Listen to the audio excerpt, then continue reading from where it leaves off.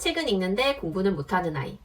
아는 것도 많고 말도 잘하는데 정작 국어 성적도 잘 나오지 않는 아이. 도대체 무엇이 문제일까요? 안녕하세요. 친절한 영아쌤입니다. 아이들에게 독서를 강조하는 이유가 무엇일까요? 독서가 평생 가져가야 할 좋은 습관이기도 하고 아이의 인생을 풍요롭게 만들어줄 수 있는 가장 좋은 습관이기 때문에 그렇다라고 아주 이상적인 대답을 할 수도 있고요. 아이가 학습을 할 때 도움이 될 것이라는 기대를 가지고 강조하는 것이 부모로서의 가장 솔직하고 직접적인 이유라고 생각합니다. 저도 마찬가지고요.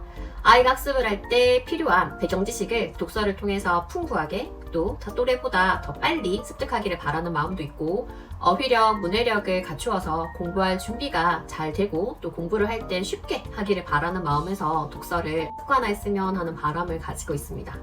정작 책은 좋아하는 아이로 자랐는데 공부는 못하는 아이라면 얼마나 마음이 속상할까요? 학교 현장에서 학생들을 만나면서 도대체 왜 책은 좋아하는데 공부는 못할까? 여러모로 고민해보고 관찰한 결과를 바탕으로 오늘은 3가지 유형으로 나누어서 각각의 이유와 해결책을 한번 얘기해 보려고 합니다. 그럼 시작할게요. 첫 번째 유형은 독서량은 많지만 특정 종류의 책만 고집하는 유형입니다. 학창시절에 다들 수업시간이나 자습시간에 책을 몰래 읽다가 걸린 경험 있지 않으세요? 최근에는 아이들이 수업시간 중에 전자기기를 사용하다가 적발이 되는 경우는 있어도 책을 읽다가 걸리는 경우는 거의 없는데요. 그럼에도 불구하고 이렇게 수업시간에도 참지 못하고 책을 보는 아이들의 경우에는 무협지, 판타지, 로맨스 소설 등과 같은 특정한 종류의 책들만 고집하는 아이들이 있습니다. 이런 아이들이 평소에 되게 적극적으로 수업에 참여하거나 말수가 많은 편은 아닌데요. 본인이 좋아하는 장르의 책에 관한 이야기가 나오면 전문가 못지않은 지식을 뽐내거나 아주 활발하게 이야기하는 모습을 볼 수가 있습니다. 그런데 도대체 뭐가 문제일까요? 첫 번째로 말씀드린 이런 특정한 종류의 책들은 특정한 세계관이나 가치관을 바탕으로 한 경우가 많습니다. 우리가 일상적으로 경험하는 현실과는 조금 차이가 있죠. 책을 읽으면서 우리는 다양한 배경 지식도 얻게 되고 또 어휘력도 늘게 되는데 이러한 특정 종류의 책들만 읽을 경우에는 다른 책들을 읽는 거에 비해서 독서를 통해서 얻을 수 있는 배경 지식이나 어휘력의 폭이 상당히 좁다라고 할 수가 있습니다. 두 번째로 이 책들은 개성적인 책들도 있지만 전개 방식이 어느 정도 유형화가 되어 있고 또 다소 이해가 되지 않는 부분에 대해서도 이 세계에서는 그러하니까 하고 독자 스스로 이해하고 넘어가는 그런 부분들이 있습니다. 우리가 책을 읽으면서 뒤에 이어질 내용이 어떨까 나 스스로 생각을 해보기도 하고 나라면 이렇게 쓸 텐데 아까와 다른 생각을 해보기도 하고 이런 것을 비판적인 독서, 추론적인 독서라고 하는데요. 독서를 통해서 우리가 얻을 수 있는 중요한 사고력 중에 하나입니다. 그런데 앞서 말씀드린 것처럼 이런 특정 종류의 책들은 그러한 추론적, 사실적 사고를 방해하는 부분이 분명히 존재합니다. 세 번째로 이러한 종류의 책들은 양이 아주 방대한 경우가 많습니다. 한 권의 분량도 많지만 시리즈물로 혹은 같은 작가가 여러 권의 책을 단기간 내에 많이 생산해내는 경우가 많아서요. 아이들이 한번 빠지게 되면 중독적인 부분도 있고 또 그 책을 읽는데 너무 많은 시간을 할애한다. 그래서 공부할 시간이 없다라고 하는 점도 있습니다. 그럼 해결책은요? 아이들이 어릴 때부터 재미있는 책을 다양하게 볼 수 있도록 부모님이 꾸준히 기회를 제공해 주셔야 합니다. 아이들이 7, 8세 무렵에 학습 만화에 빠지는 경우가 참 많은데요. 글밥의 양을 늘려야 하는 시기고 또 부모도 그 점을 인지하고 있기 때문에 이제는 그림책에서 줄글 읽기를 시도하는 시기이기도 합니다.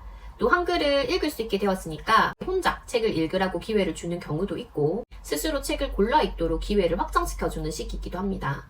그런데 아이들이 아직까지 한글을 읽을 수는 있지만 좋은 책과 그렇지 않은 책을 구별하기는 어렵고 또 글밥의 양은 늘려야 하는데 줄글책을 혼자 읽기는 부담스럽다 보니까 양은 상당히 늘어났지만 읽기가 훨씬 더 수월하고 또 말초적인 재미를 어느 정도 줄 수 있는 학습 만화에 많이 빠지게 되는 경향이 있어요. 학습 만화 외에도 재미있는 책이 많다라고 하는 것을 아이에게 알려주기 위해서 재미있는 책을 많이 부모님이 제공해 주시고 같이 읽어주시고 도와주시는 노력이 필요하겠죠. 두 번째 유형은 너의 생각에는 관심 없고 내 생각만 늘 오라 입니다. 이 유형의 아이들은 어려운 책을 읽는 것을 본인 스스로 무척 자랑스럽게 생각을 하고요. 평소에 말을 하거나 글을 쓰는 걸 보면 어려운 표현도 많이 사용을 하고 아는 것도 많아 보이는, 겉으로 보기에 상당히 똑똑해 보이는 아이들인 경우가 많습니다.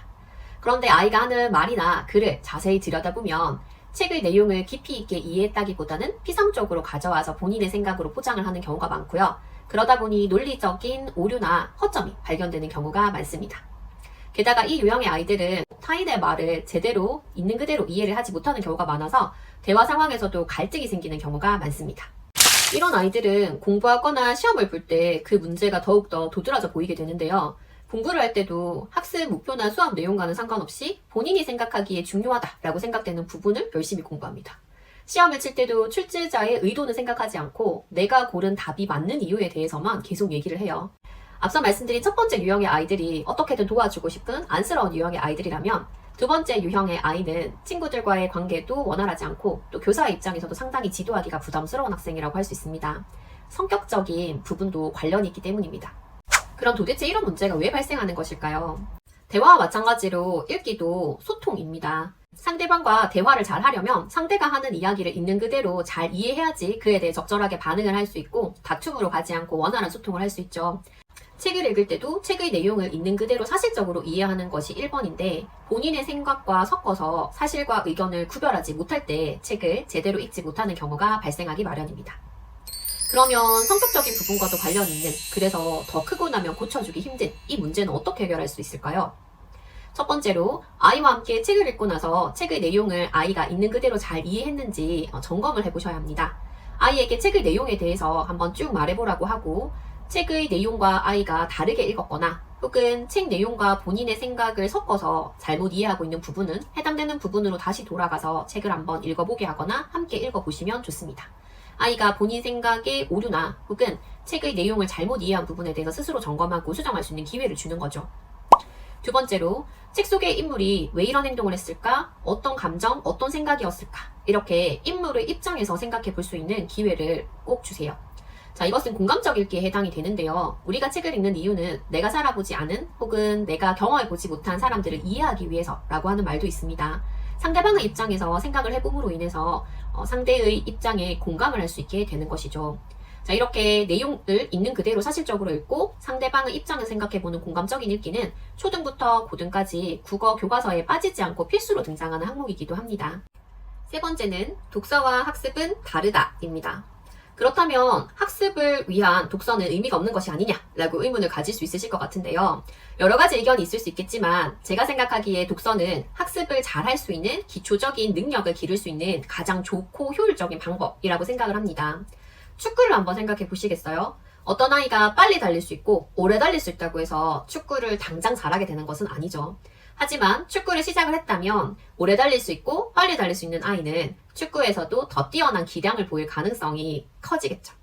이처럼 독서를 통해서 우리가 학습에 필요한 기초적인 능력들을 습득할 수는 있지만 학습을 잘하기 위해서는 추가적인 노력이 필요합니다. 첫 번째는 교과 내용을 제대로 공부를 해야 하고요.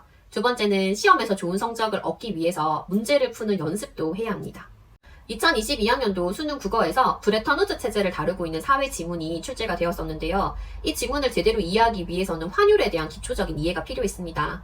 물론 심화된 내용은 고등학교에서도 선택 과목인 경제에서 배울 수 있겠지만 이 지문을 이해하는 데 필요한 가장 기초가 되는 지식은 중학교 2학년 사회 시간에 배운 내용이었습니다. 내신이든 수능이든 어떤 시험이든 우리가 기초적으로 이해하고 암기해야 될 기본 지식이 있고요. 자, 이것을 국가에서는 교육과정이란 이름으로 초중고 12년간 교과서를 통해서 또 수업을 통해서 학생들에게 가르치는 것을 목표로 합니다. 내신이든 수능이든 당연히 이에 준해서 출제가 되기 마련이고요.